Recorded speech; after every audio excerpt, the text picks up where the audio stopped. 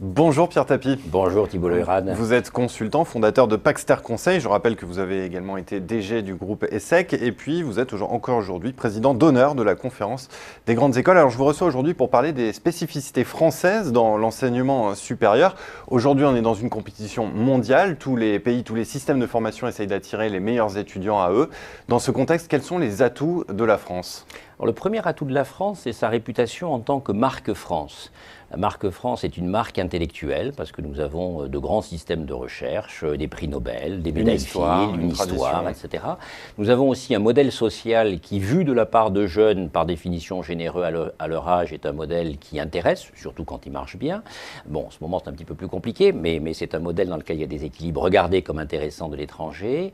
Et enfin, ce qui intéresse également, c'est qu'en fait, la France est regardée comme très ouverte sur le plan de l'international, avec une tradition diplomatique, une autonomie, une indépendance diplomatique réelle, et avec un appétit pour les cultures étrangères qui est réel aussi. Donc tous ces éléments font que la marque France est spontanément intéressante pour se dire pourquoi j'irais pas y passer une partie de mes études.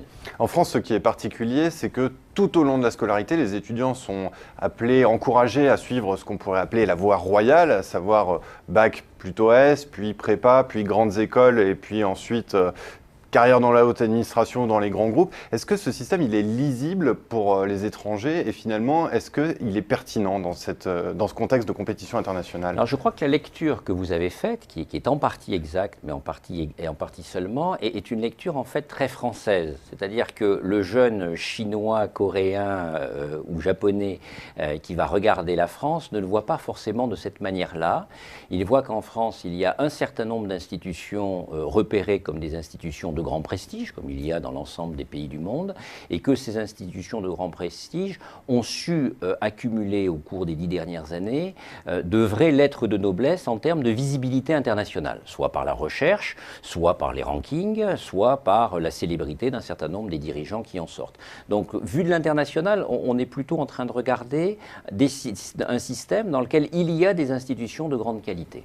Le marché du travail aussi, c'est mondialisé. Le système de formation répond-il aux besoins des recruteurs ? Autrement dit, une entreprise étrangère, quand elle va recruter quelqu'un qui est issu d'une école française, qu'est-ce qu'elle recherche ? Alors ça, c'est une question très importante.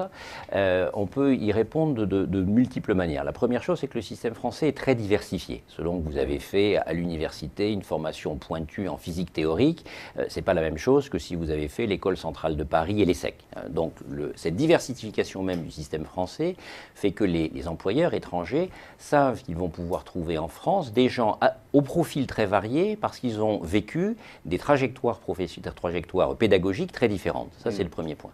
Mais le deuxième point, c'est que la France est sans doute un des pays du monde, sinon le pays au monde, avec l'Allemagne, mais je pense encore un peu plus que l'Allemagne, dans lequel on trouve des diplômés qui auront été formés en conjuguant 4 types de qualités. Le premier, c'est une vraie culture générale, et là-dessus, les diplômés des écoles de commerce ou des écoles d'ingénieurs ont une base de vraie culture générale qui est réelle et sérieuse. Le deuxième, c'est une formation par la capacité d'abstraction, qui a également été une des exigences de la formation. Et dans ce cadre-là, une exigence de multidisciplinarité souvent plus ouverte que ce qu'on trouve dans des formations assez spécialisées à l'étranger. La troisième caractéristique sur laquelle la France, je crois, est championne du monde, sur ce plan particulier, c'est un niveau de professionnalisation précoce qui fait que nos stages ne sont pas des stages dans les grandes écoles. Nos stages sont des expériences pré-professionnelles qui contribuent très puissamment et très intimement à transformer la maturité des jeunes. Qui existent moins à l'étranger. Beaucoup moins, beaucoup moins. Et là-dessus, l'expérience du stage en tant qu'expérience professionnelle intégrée est une expérience puissante. Et enfin, dernier élément, le niveau d'internationalisation.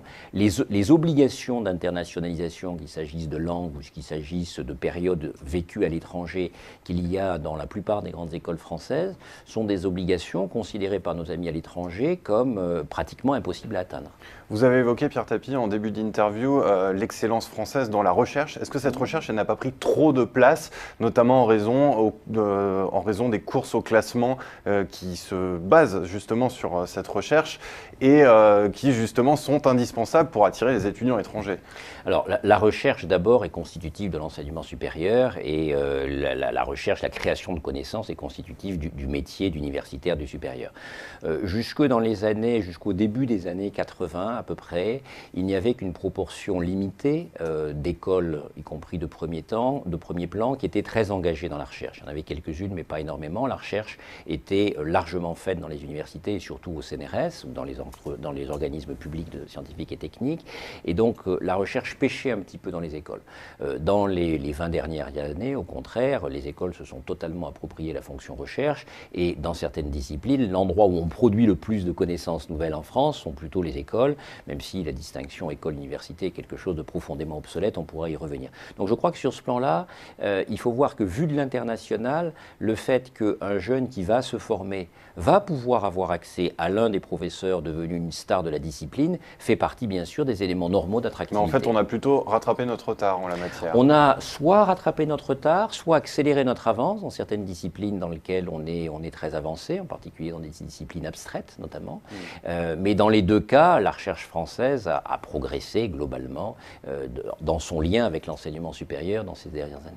Malgré ces atouts que vous nous décrivez, la France ne compte qu'une vingtaine d'établissements sur les 500 du célèbre classement de Shanghai qui fait référence au niveau mondial. Alors, est-ce que cela veut dire que les spécificités françaises ne sont pas assez reconnues à l'international? Alors, vous avez fait dans votre affirmation une petite incidence que je vais me permettre de contester, qui est le classement de Shanghai, la référence absolue au niveau international. Il y en a d'autres. Le classement de Shanghai n'est fait que sur de la recherche et sur de la recherche passée, et sur de la recherche passée en sciences exactes, puisqu'on compte essentiellement... C'est référence dans le monde anglo-saxon en tout cas. On compte essentiellement... Le classement du Times Higher Education est aussi une excellence remarquable, une référence remarquable dans le monde anglo-saxon. Donc sur Shanghai, n'oublions pas que Shanghai a d'abord été fait pour positionner les universités chinoises par rapport à un univers stabilisé qui était l'univers extérieur. Le classement de Shanghai avait un but d'abord chinois. Il n'y avait pas d'abord un but de comparer Cambridge à Harvard, etc. etc. Donc ça, c'est un premier point. Le deuxième point, c'est que quand vous regardez à quoi le classement de Shanghai est avant tout corrélé, il est avant tout corrélé à la dépense par étudiant ou par enseignant-chercheur qu'il y a dans un établissement. Et la courbe de corrélation est spectaculaire.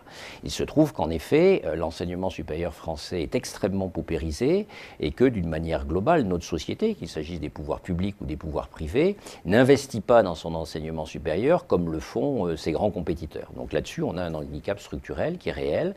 Ceci dit, dans d'autres classements, je pense notamment au classement des écoles d'ingénieurs ou au classement des écoles de management, ce sont des classements plus spécialisés. Là, au contraire, les écoles françaises excellent. Dernière question, Pierre Tapie, vous l'avez un petit peu évoqué là encore. Est-ce que la coexistence aujourd'hui, université-grandes écoles, elle fait encore sens ? Alors, elle continuera à faire sens aussi longtemps qu'on ne reconnaîtra pas aux universités publiques françaises la base de ce qu'est le fait universitaire, c'est-à-dire d'une part le droit à sélectionner ses étudiants, parce que c'est un pacte de responsabilité entre l'institution et les étudiants, et d'autre part, tant qu'on ne leur reconnaîtra pas la responsabilité économique qui amène chacune à pouvoir bâtir un business model en lien aussi avec la responsabilité étudiante. Aussi longtemps que ces deux éléments-là ne seront pas fondamentalement reconnus, je pense qu'en effet ce système perdurera et finalement une certaine diversité est assez fréquente dans d'autres pays, je pense en Inde notamment avec les IIM, les IIT, mais il y en a d'autres. En revanche, si l'ensemble des établissements d'enseignement supérieur étaient hérités de la même manière, ce qui veut dire que les écoles viendraient à acquérir le droit de diplômer, parce qu'il faut savoir que les écoles sont extrêmement contraintes dans leur capacité d'inventer des diplômes et que réciproquement, les universités publiques françaises se voient acquérir le droit de base d'une institution universitaire sur la scène mondiale. Alors, comme nous l'avons dit pendant les 4 ou 5 dernières années collectivement, la distinction entre les deux modèles deviendra sans doute obsolète, mais encore faudrait-il que la première question fût réglée. Eh bien, Pierre Tapie, je vous remercie pour cet éclairage sur les spécificités françaises de l'enseignement supérieur. Merci d'être venu sur Graphicanal. Merci de votre invitation.